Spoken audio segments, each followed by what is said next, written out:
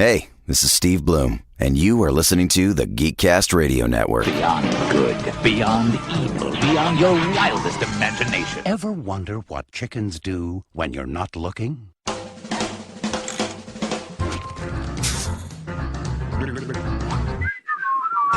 Operation Cover Up! No chicken escapes from Tweedy's farm! You've got to get out of here.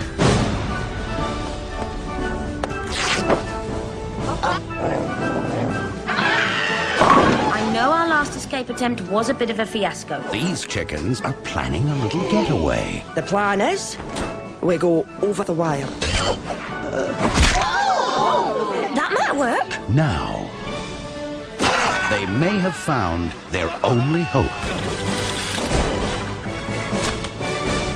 Thank you, ladies and gentlemen. You've been a wonderful audience. The name's Rocky. And what brings you to England? Why, all the beautiful English chicks, of course. Pushy Americans, Hi, how are you? overpaid, oversexed, and over here. Which bunk is mine? What is it? It's a pie machine. Chickens go in, pies come out. Ooh, what kind of pies? We're all going to fly over that fence, and Mr. Rhodes is going to show us how. Did you say fly? This summer, I don't want to be a pie. I don't like gravy. Rocky! I'm coming! from the Academy Award-winning creators of Wallace and Gromit, I'll be down before you can say mixed vegetables! dare to dream There's a better place out there. and get ready to fly. In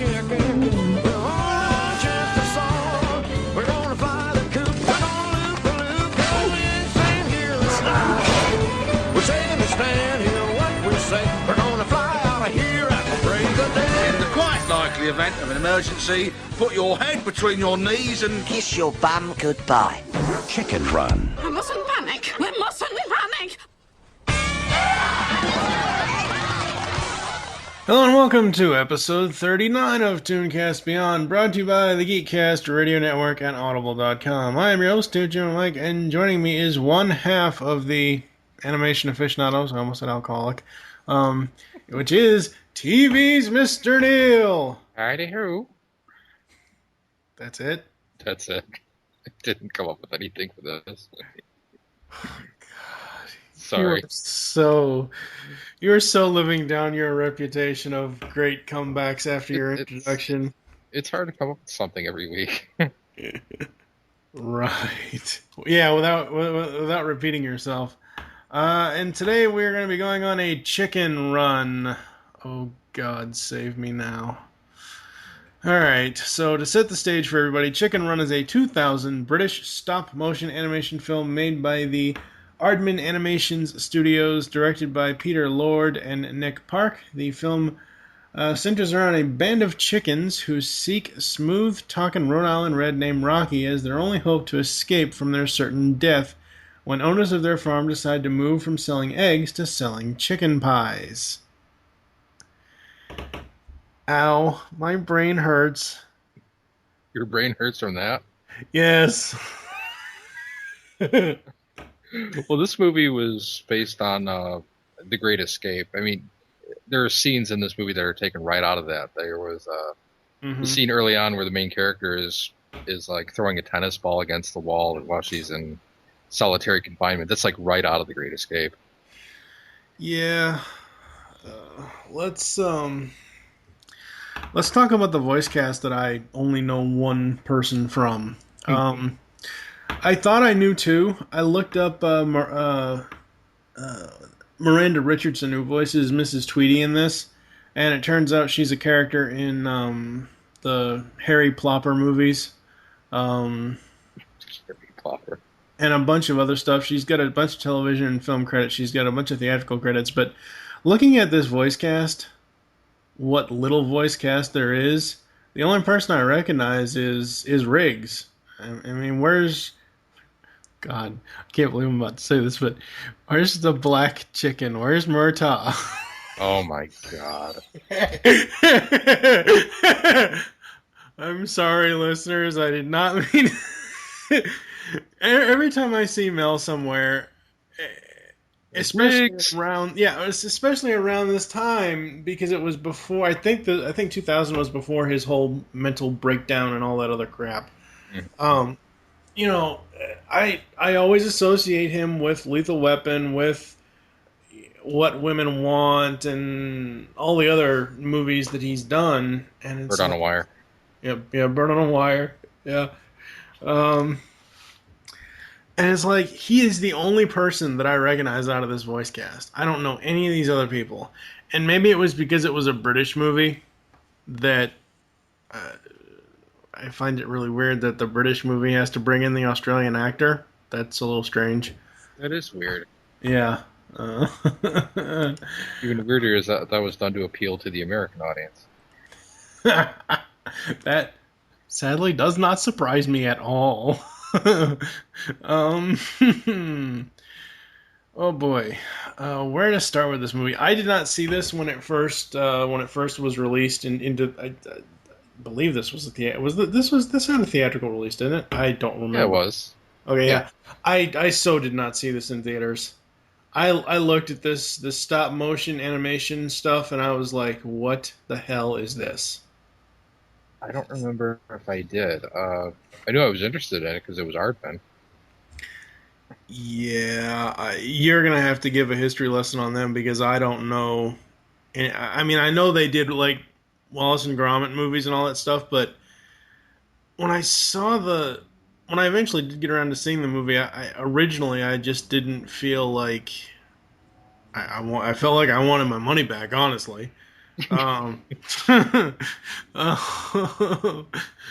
sending you hate mail right now. Well, they can send hate mail to tfgmike@gmail.com. I don't care. I don't hate the movie. I just don't care for it. It's not like me going off on oh god, what's a movie I'll be going off on in later episodes, like preview for episode 41. I'm probably not gonna like Shark Tale. That's just probably gonna be a given. But this, I don't like the animation style of it. The stop motion is it's too weird for me. And it reminds me of, and it might be because, and I don't know, I'd have to look this up. It might be because might be the same people that make it, but when I watched this back, it reminded me of Shaun the Sheep. Shaun the Sheep. Yeah. Oh, I think I know what you're talking about. Yeah. It's the there's these shorts. I saw them on Disney Channel. I forget who does them. Let me look it up. But it's just one of those things where I'm like, okay, British chickens want to flee the nest. All right then. That's a little strange. I get why, because, well, if they're going to start making chicken pies, then why wouldn't you want to get the hell out of there? But still, it's like, it's just, yeah. Yeah, Shaun the Sheep, British stop-motion children's television series, produced, yeah, it's Aardman Animations. Yeah. And they've produced a number of commercials. Of course, they did Wallace and Gromit, which they're most known for. Yeah.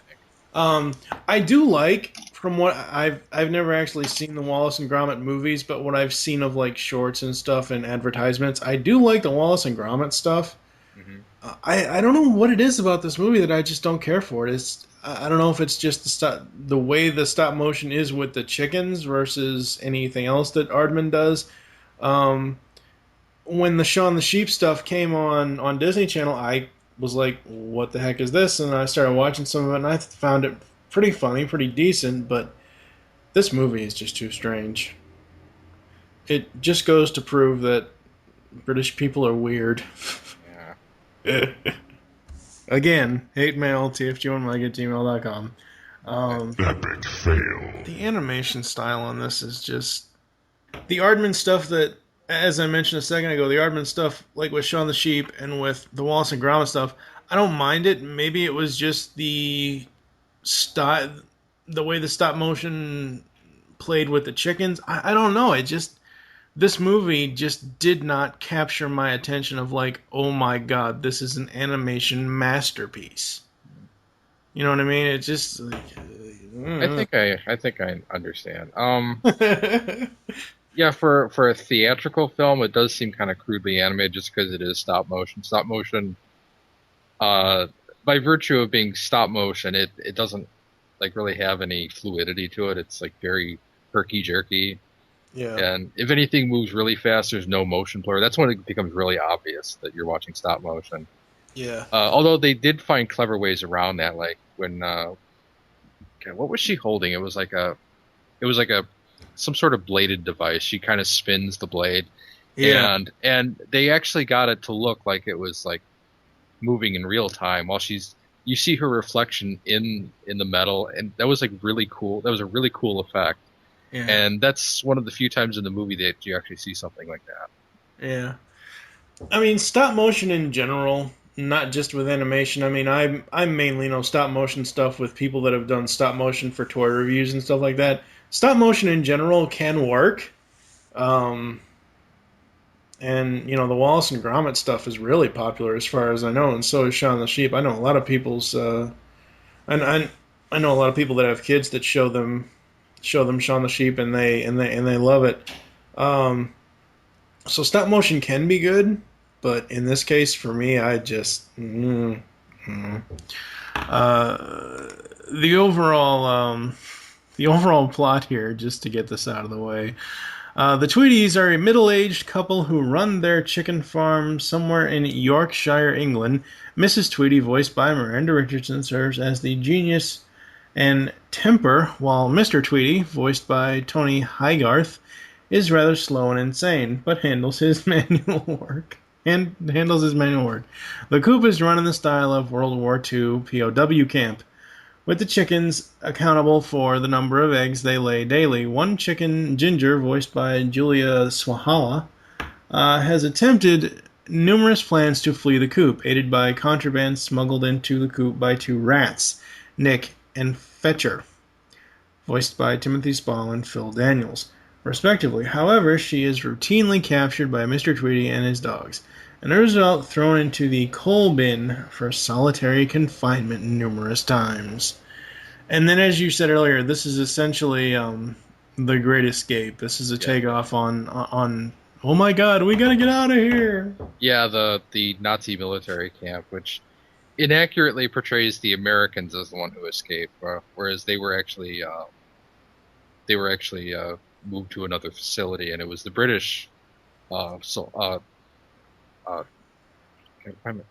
I blanking on this word? The captives, the British, the captives, yeah, the captives were who actually escaped, and and of course it ends differently because in the Great Escape, I think they're all captured at the end, recaptured, but in this one they actually do get away.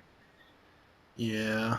People are going to be writing me now. No, the ending was much different. I haven't seen The Great Escape in a long time. Yeah, yeah.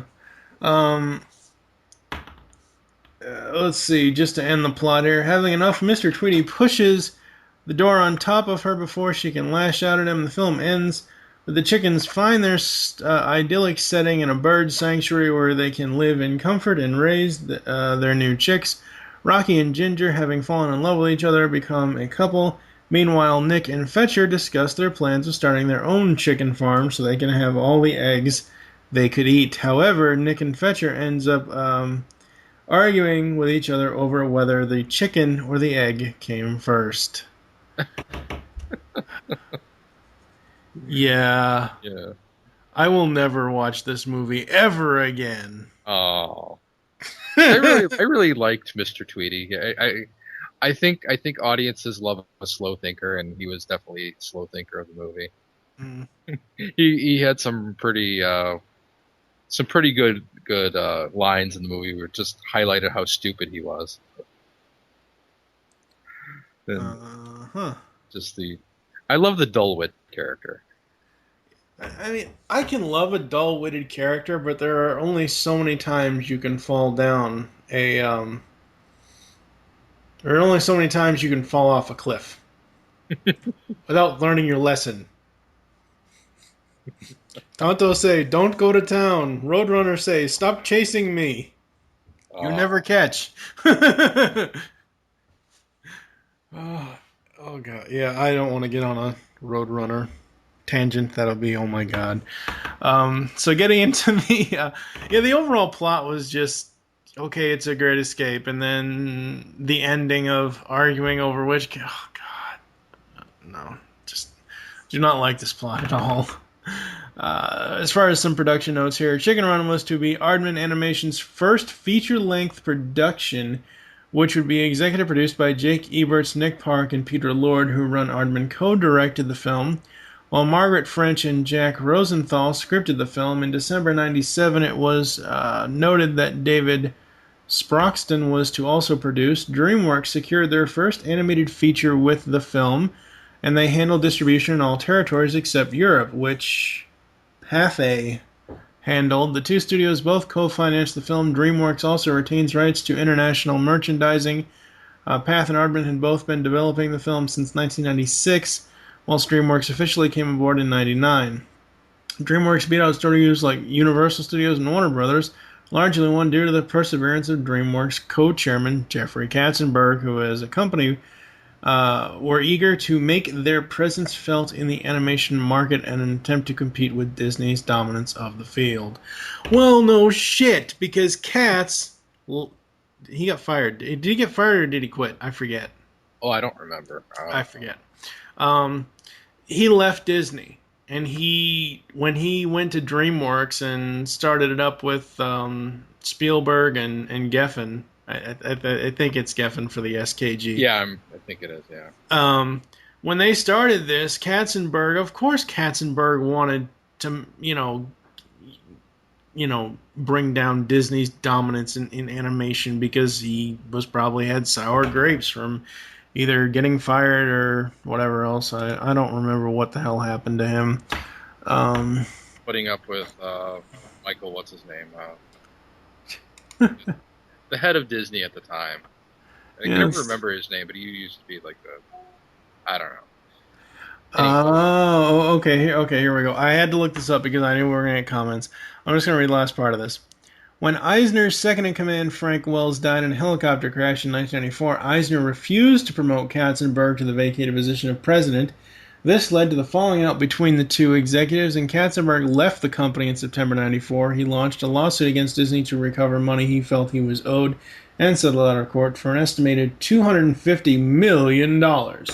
So yes, he left Disney. He did not get fired. He didn't get promoted is what happened. Oh boy. Yeah. Bitter much? Harry Gregson Williams and John Powell, composers in the artist pool of Media Ventures, were in talks to compose the film since January 1999. In January 2000, the release was revealed to be for the 23rd of June 2000. Reel.com, as far as release and marketing, Reel.com received an exclusive right to hosting the official site for the film and designing for which Canned Entertainment were chosen. As far as the reception, here's a couple of critical responses. Here we go. The film has received critical acclaim, from critics upon its release, and currently garners a 96% certified fresh rating. I swear to God, Rotten Tomatoes is so weird. Oh, God. Based on 140 reviews with an average rating of 8 out of 10. Chicken Run has all the charm of Nick Park's Wallace and Gromit, something for everybody. The voice acting is fabulous, the slapstick is brilliant, and the action sequences are spectacular. The film also holds a score of 88 based on 34 reviews on Metacritic, indicating universal acclaim. How is this movie... Oh my God. How is this movie universally acclaimed? A lot of people like Aardman. Just don't... Hey, that's fine. Like I've said, I like the Wallace and Gromit stuff. I like the Shaun the Sheep stuff. I'm sorry. Stop motion and chickens do not mix. For the box office, the opening weekend, the film grossed $17,506,000 and change. Worldwide total of $224,834,000 and change. So I guess that people like Mel Gibson as a chicken. I guess that's the draw here. I thought he was like the least important component of the movie. I mean, he does have a little bit of marquee value, but I don't know. I didn't really care that he was in the movie. He was just kind of there because I'm used to him in action roles, and I'm used to him being like the macho guy, and him screaming that his son is dead, or give me back my son, or whatever that movie was. And in this movie, he's just not that. Ransom. I love Ransom. Yeah. In this movie, he's just not that. And if he's not that, then his voice isn't special enough to me that that him being in this movie really matters. This movie to me, with Miranda Richardson aside, outside of her, outside of her and Mel, I don't recognize any of these voice cast. That's not necessarily a bad thing, though. Well, no, but like I'm not saying it's a bad thing, but for me, like if one of those chickens was voiced by Kevin Michael Richardson or Tara Strong or somebody I would recognize, I would be able to talk more about how I liked the voice performances. I mean, they all sounded like British chickens, and that's what they were. But it's like every female British or whatever, it all sounded the same to me outside of Mel. But Mel really is. He is a live action actor. That's what he is. I'm not saying the man can't branch out and do other things, but I don't know if his voice lends itself to animated characters. I mean, unless they're going to start doing a animated Lethal Weapon cartoon, that would be kind of cool. Oh my god, that would be insane. I'd absolutely love that. Lord. All right, so IGN replacement crew 1 to 4. 1 is don't watch this even if it's free. 2, worth a watch if it's free on TV. I don't know or think if it's on Netflix. I'm not sure. Or it's a must add to your DVD collection. I'm gonna give it a 2. I'm gonna be generous because 2 is worth a watch if it's free on TV. If you catch this on TV, check it out. The plot is severely lacking in my opinion, but overall it's something you can probably sit down and watch with your kids, if you have kids. What about you? What do you give it? I'll give it a 3. I like the movie. With today's DVD market being what it is, I don't know if you'd want to get it on DVD unless you just want to check out the extras, but it's something you could look up on Netflix. You could, check it out on Hulu if it's there. It's worth watching, I think. It was nominated and won a ton of awards. It won Best Animated Feature, Broadcast Film Critics. I can't believe your other half is not here for this. It won Best Animated Feature at the Dallas-Fort Worth Film Critics. What's that old saying about Texas? Something about steers and queers or something? I don't know. Oh, wow. That's Mike at... what's your email address again? All right. I'm not going to give that out anymore. It won all these awards at these different film critics cities, like Florida. It was nominated for a Golden Globe, Best Motion Picture, Musical, or Comedy. And then the rest of all the wins is like Kansas City Film Critics, Las Vegas Film Critics, Los Angeles Film Critics, National Board of Review, New York Film Critics. Weird. So apparently there is a video game based on this, which there's a video game based on every film at this point. Yeah.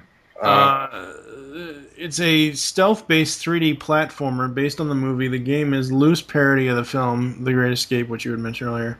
Apparently the game is set in World War II, or maybe not. Okay. They're saying that The Great Escape was set in World War II.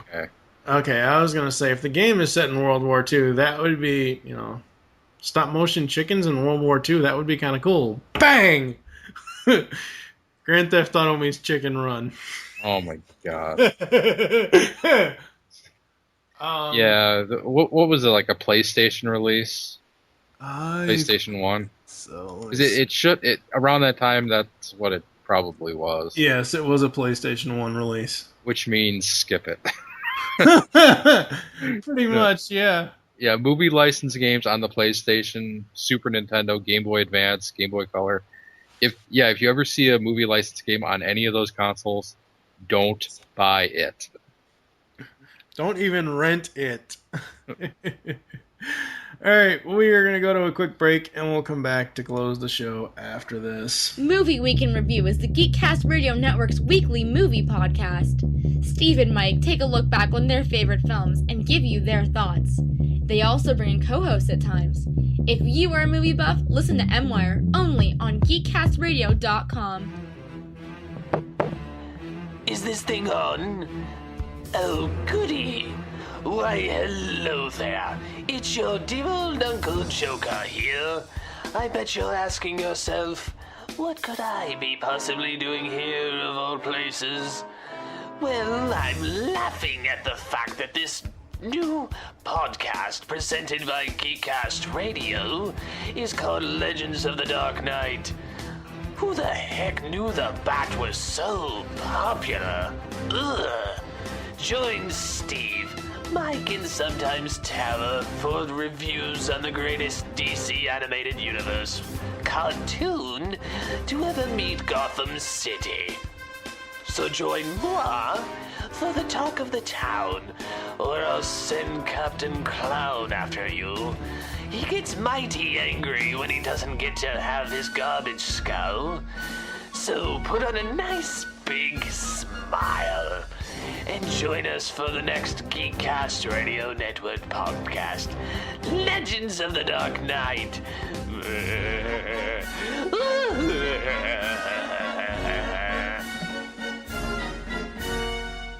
Kid? Yes?